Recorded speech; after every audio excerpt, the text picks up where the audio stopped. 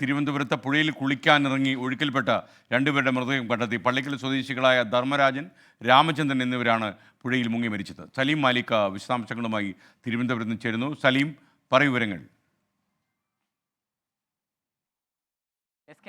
ഇന്നലെ വൈകുന്നേരം 3 മണിയോടെയായിരുന്നു ഇരുവരും ഈ ഇത്തിക്കര നദിയിലുള്ള ഈ ക്ഷേത്ര പരിസരത്തുള്ള കുളത്തിൽ കുളിക്കാനിറങ്ങിയത്. കൊട്ടിയമുക്ക് സ്വദേശിയായ രാമചന്ദ്രനും മാരംകോട് സ്വദേശിയായ ധർമ്മരാജനുമായിരുന്നു ഇന്നലെ 3 മണിയോടുകൂടി ഇവിടെ കുളിക്കാനിറങ്ങി ശക്തമായ ഒഴുക്കിൽപ്പെട്ട് ഇവരെ കാണാതാവുകയായിരുന്നു. അതിനുശേഷം പിന്നീട് അവിടുത്തെ നാട്ടുകാരുടെ തിരച്ചിലുണ്ടായിരുന്നു. അതിന് പിന്നാലെ ഫയർഫോഴ്സും സ്ക്യൂബ ടീമും ഉൾപ്പെടെ തിരച്ചിൽ നടത്തിയെങ്കിലും കണ്ടെത്താൻ കഴിഞ്ഞിരുന്നില്ല. രാത്രി വെളിച്ചക്കുറവ് മൂലം ഈ തിരച്ചിൽ നിർത്തി. അതിന് പിന്നാലെ ഇന്ന് രാവിലെയോടുകൂടി തിരച്ചിൽ പുനരാരംഭിച്ചു. അപ്പോഴാണ് ഇവരുടെ മൃതദേഹങ്ങൾ കണ്ടെത്തിയത്.